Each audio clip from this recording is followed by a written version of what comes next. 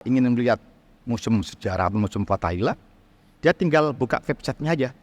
Maka dia akan masuk ke tempat-tempat di mana yang keren dan mantap untuk museum sejarah.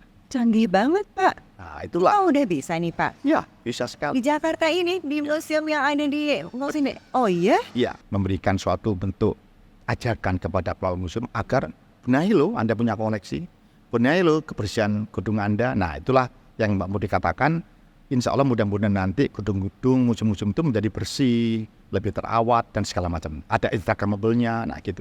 Ke depan, Ya. saya mengusulkan dan itu insya Allah disetujui oleh Disbud, kita akan bikin kegiatan Award Museum. Award Museum. Museum. Jadi penghargaan kepada museum dengan berbagai tipe dan segala macamnya, kita akan membuat museum itu menjadi lebih bergairah.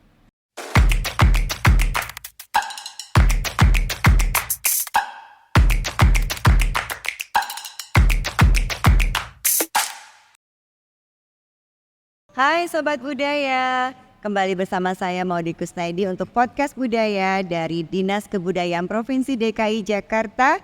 Dan bersama saya ini akan ngobrol-ngobrol mengenai berbagai tema soal pengembangan budaya di Provinsi DKI Jakarta. Nah, podcast budaya ini mengharapkan agar kita dapat mempromosikan juga meningkatkan apresiasi terhadap seni budaya khususnya di Provinsi DKI Jakarta. Kami berterima kasih kepada Batik LMW dan juga Ivan Gunawan Kosmetik yang sudah mendukung acara ini. Dan episode kali ini podcast budaya berlangsung di ruang favorit saya. Ini adalah salah satu ruang favorit saya di Museum Sejarah Jakarta. Ini namanya Ruang Mural. Lihat ya, ada lukisannya keren sekali. Udah pernah ke sini? Coba main-main ke sini ya. Karena Museum Sejarah Jakarta atau mungkin Sobat Budaya lebih senang dengernya Museum Fathahillah gitu ya. Tapi nama resminya adalah Museum Sejarah Jakarta. Ini juga merupakan salah satu museum yang dikelola oleh Dinas Kebudayaan Provinsi DKI Jakarta melalui Unit Pengelola Museum Kesejarahan Jakarta.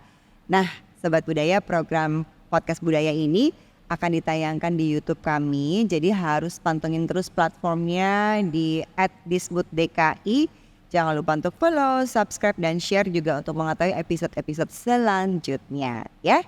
Oke, kali ini kita akan bicara bukan hanya syutingnya aja di museum, tapi kan ngobrol sama jagoannya museum, ketua asosiasi museumnya. Ya, narasumber kita ada Bapak Yiyo T. Herlambang, adalah seorang ketua Asosiasi Museum Indonesia atau AMI Provinsi DKI Jakarta. Selamat siang Bapak. Selamat sore, apa kabarnya Pak? Semoga sehat-sehat ya Pak ya. Sehat selalu. Oke, Pak, terima kasih loh waktunya udah bisa datang ke sini ngobrol-ngobrol di podcast budaya. Ya. Saya dapat bocoran Bapak mau ngobrol soal digitalisasi museum. Waduh. Ini soal ngomong-ngomong digitalisasi museum, ini adalah salah satu upaya juga dari museum ya Pak untuk bisa menggapai komunikasi yang lebih gampang kepada seluruh kalangan gitu kali ya Pak ya. Betul sekali. Oke, kita tanya dulu deh Pak. Jadi digitalisasi museum itu seperti apa ini maksudnya Pak? Ya, baik, terima kasih Mbak Maudy. Jadi sebelum menjawab ke sana, saya ingin sharing kepada teman-teman semua pemirsa, apa itu museum? Apa itu museum? Oke, sebelum ke digitalisasi museum, Betul. tahu museumnya dulu ya. Jadi museum itu diatur melalui peraturan pemerintah nomor 66 tahun 2015. Jadi museum adalah lembaga yang melindungi, mengembangkan, memanfaatkan koleksi dan mengkomunikasikannya kepada masyarakat. Jadi jelas bahwa koleksi menjadi salah satu intisari daripada museum. Nah, koleksi itu menjadi sesuatu yang harus dikonfirmasi, harus menjadi sesuatu yang disebarkan ke pengunjung atau masyarakat yang mau datang ke museum. Jika yang ingin disebarkan ini tidak menarik, pasti pengunjung tidak akan tertarik berkunjung ke museum. Maka pengelola museum perlu punya inovasi. Ada 3 hal yang perlu dilakukan oleh pengelola museum. Pertama, dia harus berinovasi, beradaptasi, dan berkolaborasi. Ya. Jadi kembali ke masalah tadi, apa sih digitalisasi? Maka semua aspek sektor saat ini itu rawan atau penuh dengan disrupsi teknologi. Semua sektor kehidupan akan dilalui atau akan dimasuki oleh namanya disrupsi teknologi. Maka museum sama. Sehingga seluruh koleksi yang tadinya cuma data analog dibuat menjadi data digital. Itu namanya digitasi. Masuk ke ranah digitalisasi berarti diolahlah data itu, dianalisis dan dikontribusikan sehingga bisa diakses oleh publik atau masyarakat. Nah, yang ketiga timbullah namanya transformasi digital. Nah, melalui pemanfaatan teknologi inilah maka seluruh aktivitas museum mulai dari tiket masuk sampai dengan acara-acara virtual itu bisa diakses dan bisa diperformankan ke masyarakat. Sehingga inilah kemudahan masyarakat untuk bisa melihat langsung ke museum tanpa harus fisiknya, tapi melalui berbagai teknologi, smartphone, segala macamnya itu bisa dilihat museum itu. Oh gitu Pak. Ya. Loh, aku pikir digitalisasi museum itu ya harus tetap datang ke museumnya dulu gitu loh Pak. Jadi Juga ya? enggak juga. Jadi seseorang yang berasal dari Amerika, dari Sumatera, ingin melihat museum sejarah atau museum Fathahillah, dia tinggal buka websitenya aja. Maka dia akan masuk ke tempat-tempat di mana yang keren dan mantap untuk museum sejarah. Canggih banget Pak. Nah, itulah. Oh udah bisa nih Pak. Ya, bisa sekali. Di Jakarta ini, di museum yang ada di museum ini. Oh iya? Ya, itulah salah satu inovasi teman-teman pengelola museum. Sehingga betul-betul museum itu hadir. Kapan dan dimanapun pemeriksa atau pengunjung akan masuk melihat museum. Ini sejak kapan Pak sudah ada digitalisasi museum ini? Rasa-rasanya 5-10 tahun terakhir sebelum COVID itu memang sebelum COVID sudah ada tetapi tidak masif. Iya. Nah, inilah hikmah daripada COVID, Mbak Maudi, sehingga seluruh beberapa pengelola museum pasti mau tidak mau, suka nggak suka akan terus mengembangkan inovasi namanya digitalisasi museum. Oh gitu. Ya, Jadi dengan waktu yang sudah 5-10 tahun ini, respon dari masyarakat dengan adanya digitalisasi museum ini seperti apa Pak? sangat signifikan berubahnya. Jadi mungkin kalau kita ngomong di Jakarta dengan sekian puluh juta masyarakat, ada juga yang tahu, ada juga yang tidak tahu. Apalagi dari luar Jakarta. Nah, kecanggihan teknologi yang namanya digitalisasi museum ini membuat museum itu menjadi lebih diketahui, lebih dikenal, akses publikasinya. Maka terus terang dampaknya adalah setiap museum ingin berlomba-lomba untuk membuat sesuatu konten yang menarik. Jadi datang ke museum itu kita tidak harus fisik, tetapi cukup membuka websitenya masing-masing museum, ada virtual tournya, ada dengan augmented reality-nya, ada virtual reality, jadi segala macam menyangkut soal teknologi kekinian tadi. Jadi sekarang tuh terlihat perubahan signifikan bahwa banyak pengunjung museum secara virtual gitu Pak. Betul, kita kenal dengan istilah daring, ya kan? Daring. Yang dulu namanya luring. Nah, sekarang ada webinar itu namanya daring. Iya. Dari kita nggak usah ketemu fisik seperti kita berdua, tetapi kalau Mbak Maudi di Bali, saya di Jakarta bisa ketemu kita. Itulah namanya kecanggihan teknologi. Dan itu dapat respon yang cukup baik juga gitu. Bagus sekali. Dan ini bisa internasional dong Pak. Betul. Bisa diakses juga dari luar. Makanya kita berharap pengelola museum bikin website-nya sehingga bisa dijangkau aksesibilitasnya. Wah, menarik sekali ya Pak. Ya. Karena emang kadang-kadang kan sulit ya buat kita harus selalu datang langsung ke sana mengakses gitu ya. Ya. Tapi pertanyaan saya, apakah dengan adanya digitalisasi museum ini dan bisa menjadi tempat interaktif orang-orang dari manapun gitu untuk sampai, jadinya malah orang yang datang ke museumnya jadi berkurang gitu Pak. Jadi minatnya pada datang langsung ke museum sejarah malah dia langsung lihat dari website aja gitu. Menurun nggak sih Pak? Sebetulnya ya itu saling mendukung ya. Artinya begini, kita mencoba meraih pangsa pasar yang memang secara fisik tidak bisa datang ke museum. Iya. Setelah mereka melihat dari sisi website daring, mereka akan timbul curious, akan timbul suatu bentuk penasaran, ya kan? Apa sih dalamnya museum, cocok nggak dengan daringnya? Iya. Jangan-jangan cakepan daringnya nih. Nah, makanya mereka akan datang di museum. Oke. Jadi yang ada di website itu bisa menjadi sarana promosi juga ya Pak. Betul. Untuk menarik kedatangan mereka langsung ke museum gitu. Nah, kalau di museumnya sendiri Ya. yang ada di Jakarta ini, mereka sudah mengaplikasikan digitalisasi dalam museum di venue-nya, Pak. Maksudnya kan kalau kita ke luar negeri gitu misalnya, Pak, gitu saya pernah nih datang ke museum di Belanda, misalnya waktu itu tentang senjata. Ya. Ada itu loh, Pak, kayak alat yang kita taruh di kayak helm gitu. Ya. Terus kita jadi bisa menggunakan si senjata-senjata itu gitu. Apakah kita akan menuju ke arah sana juga, Pak, di museum di Ya. Jakarta ini? Persis Mbak Maudi, jadi sebetulnya itu namanya virtual reality ya. Ya, Ada juga augmented reality, itu beberapa teknologi yang bisa diterapkan di museum. Beberapa museum yang menggunakan itu seperti Museum Penerangan di Taman Mini, itu juga memakai itu gitu ya. Terus kalau kita melihat di Museum Bank Indonesia, tempat saya dulu bekerja gitu ya. Jadi dia juga canggih dengan tabel yang pintar, dengan wall tembok yang pintar, ada immersive cinema. Artinya penyajian-penyajian museum sekarang betul-betul tidak kekunoan.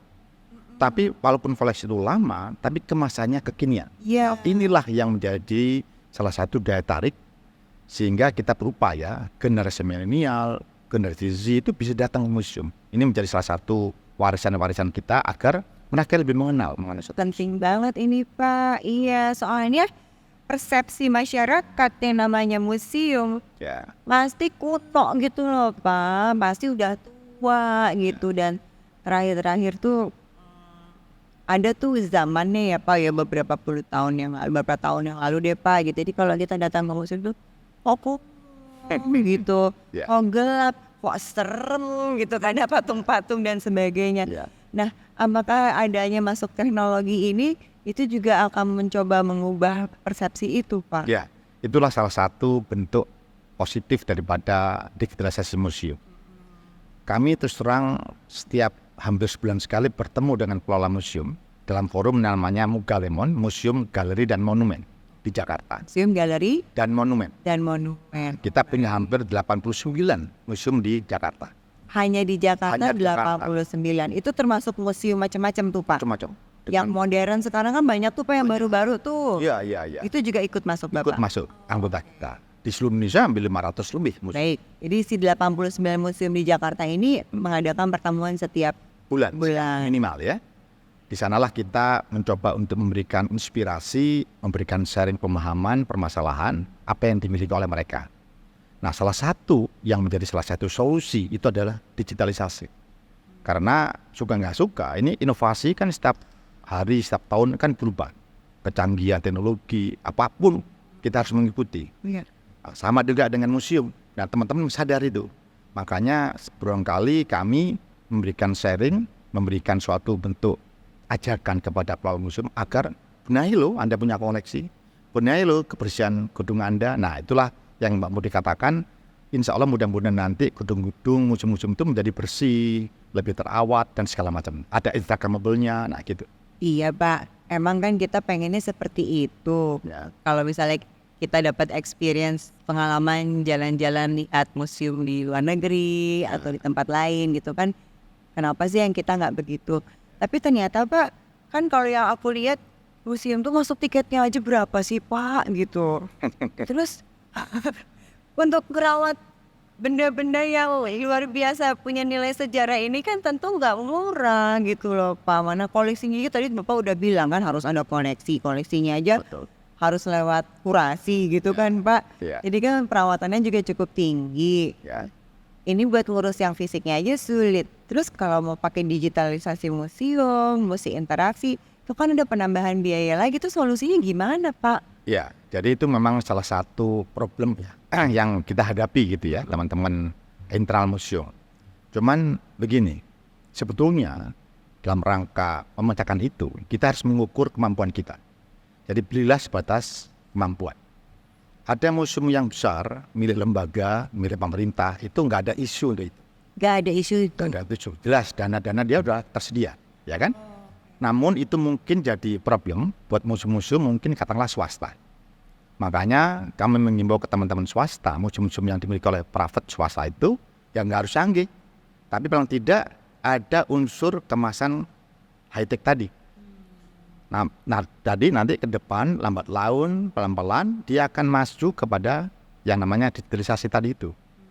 Artinya memang ini menjadi salah satu bentuk katakanlah inovasi, namun tidak harus teman-teman pengelola museum itu harus yang canggih. Bahkan saya juga mengingatkan ke teman-teman pengelola museum, kalau kita mau menuju digitalisasi dengan high-tech yang luar biasa, bahkan itu mendatangkan dari luar bentuk teknologinya, hati-hati.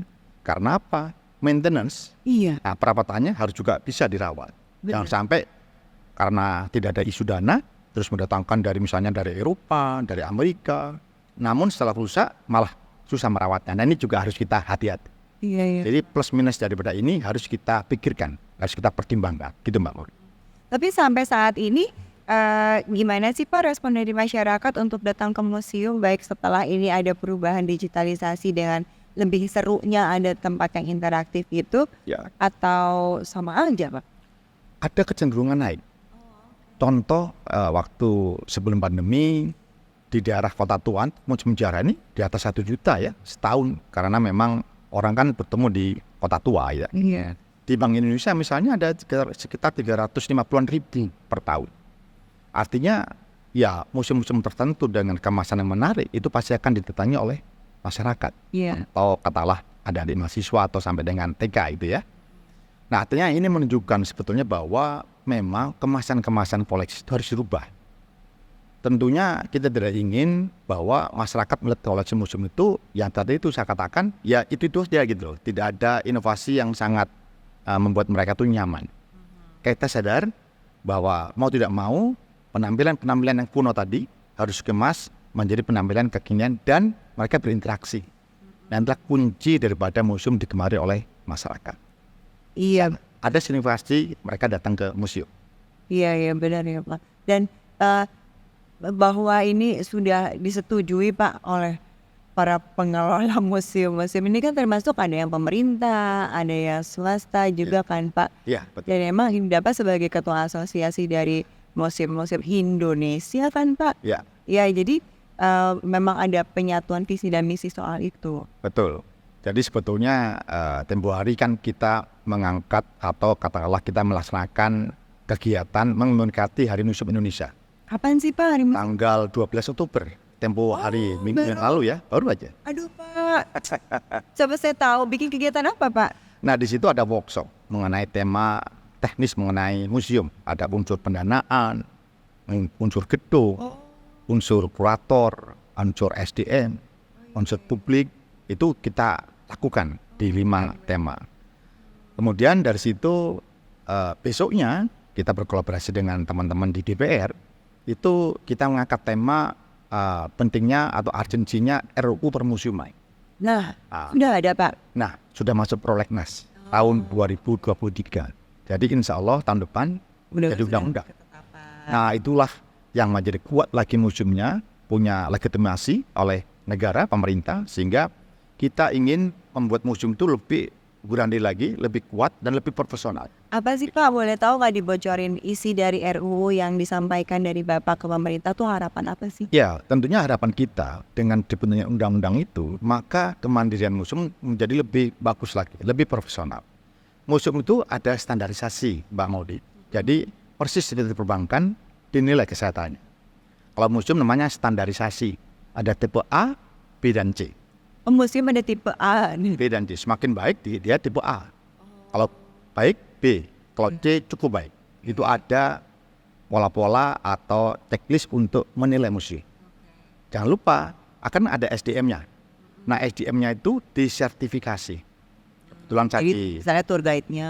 betul ada edukatornya, ada kurator, ada konservator, penata pamer, publik, pembahasan dan register. Itu semua tenaga teknis yang harus disertifikasi. Itulah pentingnya sertifikasi SDM museum. Nah itu yang diajukan dalam RUU. Ya, salah satunya itu yang dibahas. Gitu ya. Apakah digitalisasi juga sudah diusulkan menjadi salah satu standar Pak untuk? Nah, nanti ke depan ke sana larinya. Jadi salah satu poin penting, ya paling tidak kita harus ikut alur itu. Jadi itu menjadi salah satu top pembahasan, sehingga mau tidak mau mereka juga akan mengikuti perkembangan teknologi. Dan ini sudah teman-teman di luar itu sudah, saya rasa kalau mau di luar negeri pasti sudah larinya ke sana. Iya. Hologram segala macam ya. Itulah kemenarikan museum untuk menarik minat dari masyarakat. Pak, kalau untuk pendanaan tadi kan sempat Bapak bilang tuh, apakah ini juga membuka kesempatan dari para luar negeri Pak untuk bisa membantu? Karena kalau saya nggak salah kan dulu misalnya Museum Sejarah ini pernah dapat bantuan kan dari pemerintah luar negeri gitu misalnya Pak, bener nggak Pak? Ya, museum itu kalau dunia namanya ICOM. ICOM. ICOM itu International Council of Museum, jadi Dewan Museum Nasional. Setiap tahun sekali sebelum COVID itu kita ketemu terus berbeda-beda negara. Ada Brasil, Perancis, Yunani, macam-macam ya, dengan tema macam-macam. Di Indonesia sama kan, ada pertemuan setiap tahun sekali. Nah biasanya museum-museum di Indonesia tadi itu kalau standarisasinya dapat A, B atau C, dia dapat di AK, dana alokasi khusus. Dana alokasi khusus itu yang menyediakan adalah Kemendikbudristek. Nah itulah pentingnya peranan pemerintah hadir. Sama dengan Jakarta itu punya APBD disebut tadi di bawah Dinas Kebudayaan. Nah kami di Asosiasi Museum Indonesia di Jakarta selalu memberikan semacam kegiatan fisik museum sehingga mereka juga akan diberikan bantuan. Nah di Indonesia kami menggandeng CSR Kementerian dan BUMN untuk memberikan ya sumbangan beras berapa kepada museum-museum yang seluruh Indonesia tadi. Jadi memang itu kita upayakan. Baik, itu berarti CSR ini dari pemerintah, dari perusahaan-perusahaan. Ya. Berarti ini masuknya ke bidang apa Pak? Kebudayaan? Ya, maksudnya langsung ke kami waktu itu kami handle, kami pusat ya, handle kemudian disalurkan ke museum-museum di seluruh Indonesia. Jadi Mbak Maudi dari Sabang sampai Merauke itu ada 19 amidan. Amida? Asosiasi Museum Indonesia Daerah. Oh. Kebetulan ini Jakarta salah satu. Ya. Kita sebar waktu itu hampir 2-4 M. Jadi masing-masing amida sekian ratus juta diteruskan ke museum-museum yang membutuhkan sesuai dengan persyaratan oleh CSR dari suatu perusahaan-perusahaan itu. Nah itulah salah satu cara kita untuk membantu museum-museum agar dia running gitu ya. Di sisi lain ada dana Indonesiana kan yang bisa diakses di Kemendikbudristek. Jadi banyak berbagai benar-benar yang mungkin bisa diakses oleh teman-teman pengelola museum. Nah seru ya Pak ya. Ya. Seserius itu ternyata penanganan museum ini, karena kalau saya di pribadi mungkin sobat-sobat budaya mudah-mudahan lebih paham ya.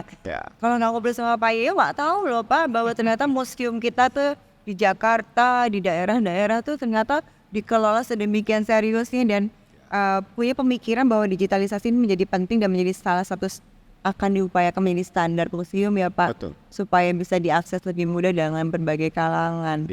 Iya Pak. Sekali. Karena kan biar bagaimanapun juga harus sustain kan Pak, harus hidup kan, harus bisa membiayai dirinya sendiri gitu kan ya Pak.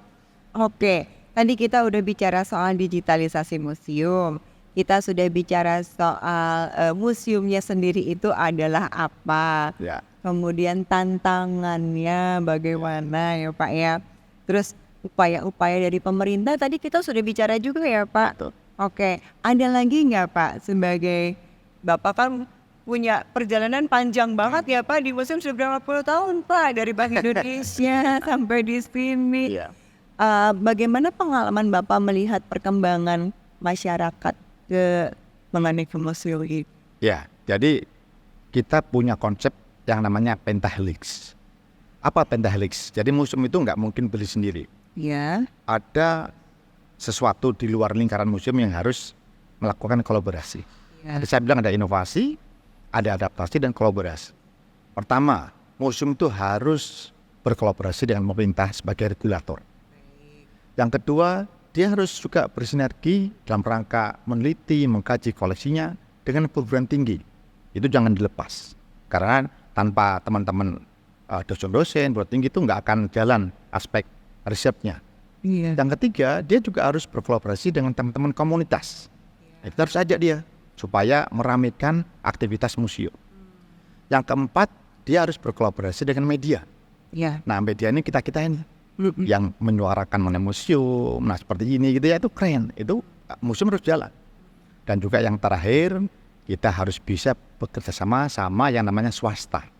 Jadi kalau museum itu dengan bisnis swasta, maka kalau ngomong soal wisata, ada 3A ya. Pertama aksesibilitas, kedua adalah atraksi, ketiga adalah amenitas. Jadi kita harus kerjasama dengan teman-teman dari asosiasi travel agency, hotel, teman-teman UMKM yang menyediakan souvenir, sehingga orang tuh yang datang museum itu sangat didukung oleh itu semua. Iya. Jadi museum itu betul-betul menggait secara ekonomi, Iya. ya itu jalan. Ada efek domino terhadap pergerakan museum. Nah, orang yang datang misalnya orang dari mancanegara, dari domestik, yang datangnya di Jakarta cuma 1 hari, begitu dia lihat kota tua kok keren nih, maka di extend dia stay-nya di Jakarta. Nah, ini menjadi sesuatu yang perlu. Bahkan ujungnya ke devisa kalau dari luar negeri. Makanya kami mengimbau museum harus berinovasi, termasuk tidak hanya di internal dia, tapi dia harus juga punya jejaring kuat di eksternal dia. Iya betul. Itulah konsep pentahelix yang kita berikan ke museum. Iya benar Pak ya. Kalau emang saya jadi terbayang waktu kita pergi kemana pasti ya souvenir shopnya ya penuh, memorable. Yes, ya. Iya. Tour guide-nya juga hidup. Iya. Yang nganter-nganternya di luar juga banyak. Belum jajanan-jajanannya yang di luar juga hidup. Ya mungkin seperti itu jadi seru ya Pak ya. Kalau misalnya bisa menghidupkan seperti tamu memang akan menjadi banyak berkaitan dengan beberapa stakeholder yang tadi Bapak sebutkan itu. Ya. Nah, satu lagi konsep museum itu harus MICE.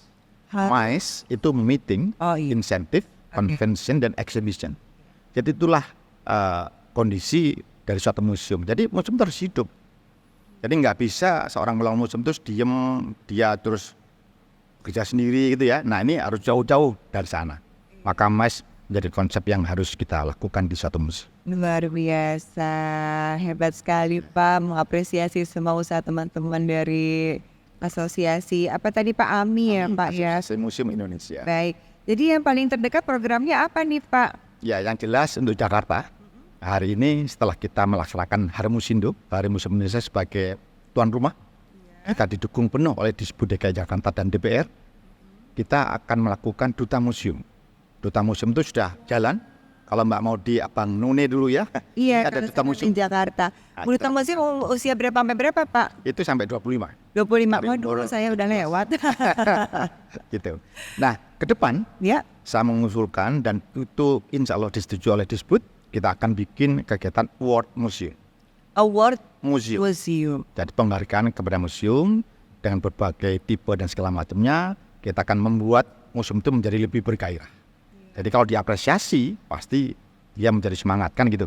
Nah, ini salah satu program yang sangat besar di tahun depan dan mudah-mudahan ini menjadi jalan yang baik buat teman-teman museum. Luar biasa, semangat Pak untuk semua usaha-usaha yang baik ini. Saya sebagai salah satu pencinta museum juga berharap banget bahwa kita bisa berbenah diri ya Pak ya. Dan menghilangkan stigma bahwa yang namanya museum itu pasti kuno, kumuh, nakutin gitu kan Pak.